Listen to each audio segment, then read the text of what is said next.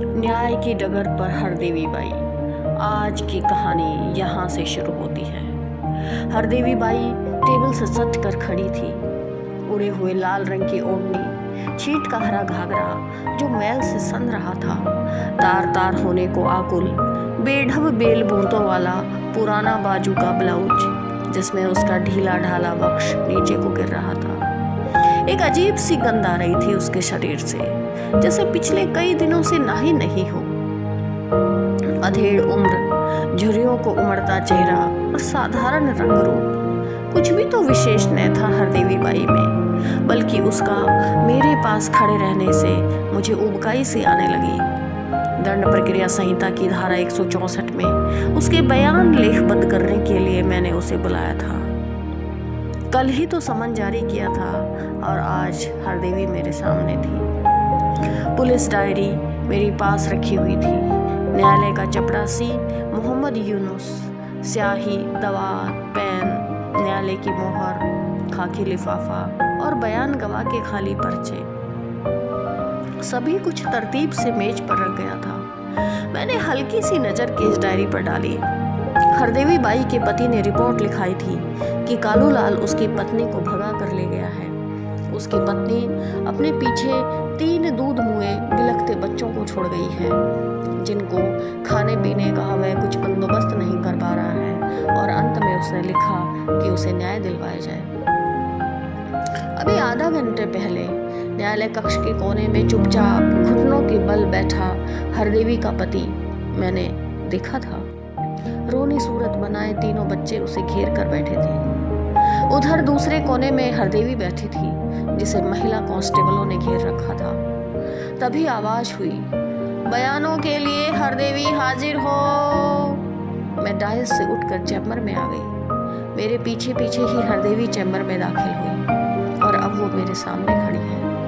मेरे दिमाग में अभी भी हरदेवी के बच्चों की तस्वीर तैर रही थी। कितने मासूम से लग रहे थे वे। तीनों में उम्र का ज्यादा अंतर नहीं लग रहा था। लगता है हर 9वें महीने ही जन्म दिए गए थे। मैंने बयान लेने के लिए पर्चा उठाया।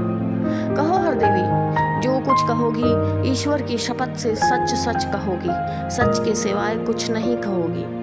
हरदेवी खामोश आंखों से दीवार की तरफ ताक रही थी। मुंह से रट्टू तोते की भांति शब्दों को मेरे पीछे पीछे दोहराती हुई बोली, मैं जो कहूंगी ईश्वर की शपथ से सच सच कहूंगी, सच के सिवाय कुछ नहीं कहूंगी।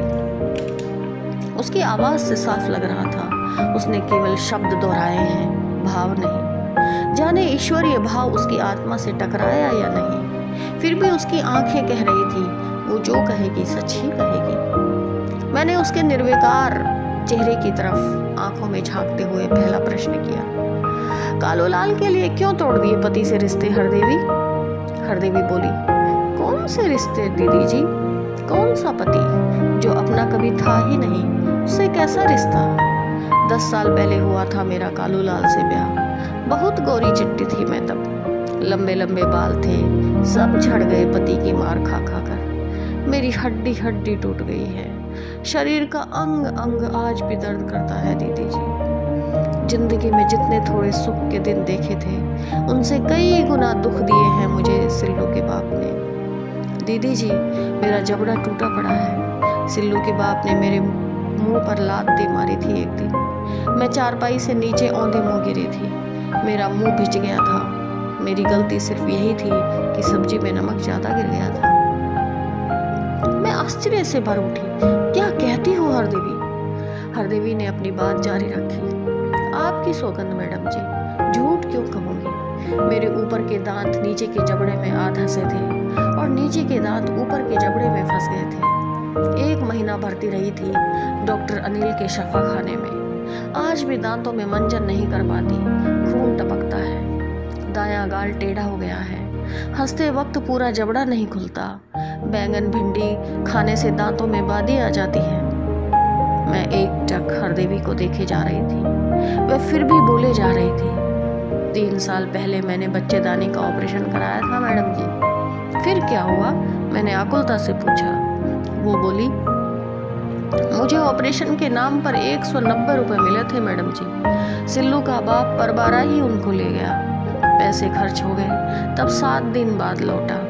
मैं हॉस्पिटल में ही पड़ी रही। मुझे छुट्टी दिलाने का भी उसे होश न रहा। ऐसा मर्द अपना हो सकता है क्या? मैंने बीच में ही टोकते हुए पूछा, कालूलाल से तुम्हारी जान पहचान कब से है? हरदेवी कहने लगी, कालूलाल गांव के ही उत्तराद की खेड़ी में रहता है मैडम जी। उसका दूध का धंधा है। कई सारी भैंसें और गायें हैं उसके पास। 3 बरस हुए उसकी बीवी की बिजली का करंट लगने से मौत हो गई थी। मैं कालूलाल की डेयरी पर दूध लाने जाती थी। जाने क्या था मैडम जी उसकी आंखों में, उसकी तरफ खींची चली जाती थी मैं। मरा कोई तांत्रिक रहा होगा मैडम जी। हर किसी मर्द की आंखों में कहाँ होती है ऐसी चमक? मैंने उकसाने के अंदाज में पूछा, कैसी चमक हरदेवी? वह दर्द से तरफ कर बोली, उसका अंग अंग बोलता हुआ सा। मैडम जी, उसकी आंखें सम्मोहित कर लेती थी मुझे, पर मर्यादाओं का बंधन मुझे उसकी ओर देखने न देता था। वह था तो एक डेयरी वाला, परंतु उसका रहन सहन मुझे चकित कर देता था। उसके प्रत्येक कार्य में भी तो कितनी चतुरता थी मैडम जी। इतने सारे ढोर होने के बावजूद गोबर की बू तक न आती थी उसके भैंसों की ठाड़ों में। मैं दूध लेने जाती तब तक तो वह सारी गाय भैंसों को चरा निरा कर दूध भी निकाल लेता था मैडम जी। उसकी ईमानदारी की तो गांव में मिसाल दी जाती थी। अब तो घर घर में दूध बेचने वाले बरोबर का पानी मिलाते हैं मैडम जी, और तर्क में कहते हैं बिनोले और चारे भी तो महंगा हो गए।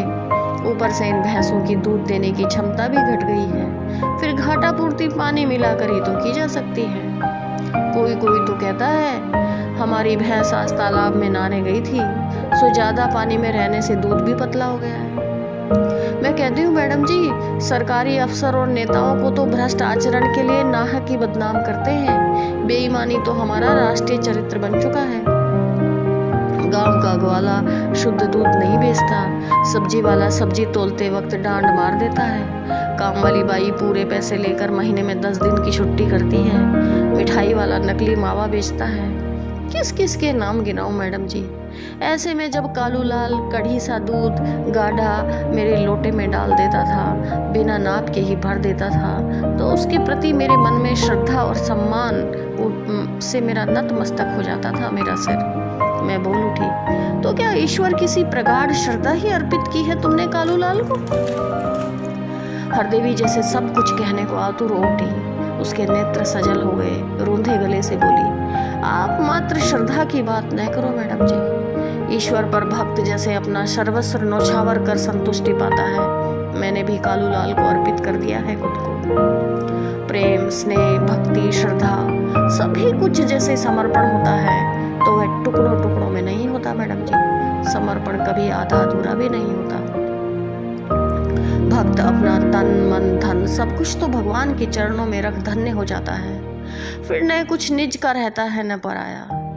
आप मुकदमा चला रही हैं ना कालूलाल पर, उसका दोष तो बताइए मुझे। अजीब विडंबना है समाज की। बड़े बड़े ऋषि मुनि समाज सुधारक प्रेम का संदेश दे रहे हैं। वे समाज में भाईचारे की बातें करते हैं। कबीर ने कहा, ढाई आखर प्रेम का, पढ़े सो पंडित होए। कालूलाल को उसी प्रेम के कारण जेल की सलाखों के पीछे रहना पड़ रहा है।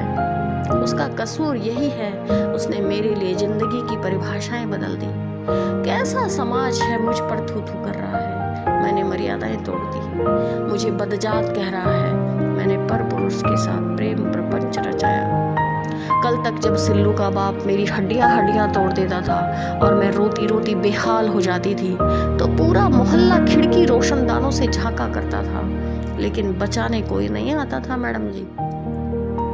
बीड़ी पीते मर्द दांत भींच कर कहते, औरत तो पांव की जूती होती है, क्या फर्क पड़ता है जो पति ने 2 थप्पड़ मार दिए। मेरा रुदन उनका आनंद स्रोत था, मेरी खुशी उनके लिए पीड़ादायक है।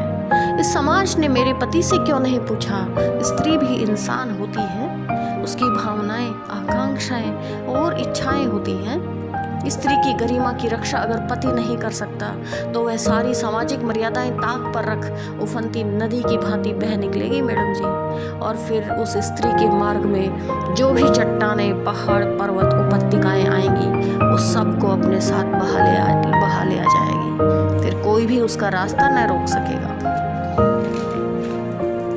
मैं अवाक सी हरदेवी के आक्रोश को सुनती रही, महसूस करती रही। एक साधारण सी दिखने वाली मैले कुचले वस्त्र पहने निरीह स्त्री का इतना बड़ा प्रतिकार, यह तो मेरे ज्ञान क्षेत्र में ही नहीं था। एक अनपढ़ स्त्री नागिन की भांति फुफकारती हुई पुरुषों के विरोध में यूं उठ खड़ी हुई। और इस पुरुष विरोध भी कैसे कहें, असल में सदियों तक भोगी गई पीड़ा का प्रतिकार है यह स्त्री। सामाजिक मर्यादाओं को तोड़ने का उसे कोई पछतावा नहीं, उल्टे वह उन पर प्रश्न चिन्ह लगा रही है। कितना आसानी से कह गई, जो समाज स्त्री की गरिमा, आत्मसम्मान और उसके प्रेम और ममत्व का मूल्य न जान सके, उसे अधिकार ही क्या कि वह स्त्री के दायरे तय करे। जो उसकी सेवा, त्याग और तपस्या की मर्यादा न बचा सके, उस स्त्री की हदें और दहलीज बनाने का हक किसने दिया?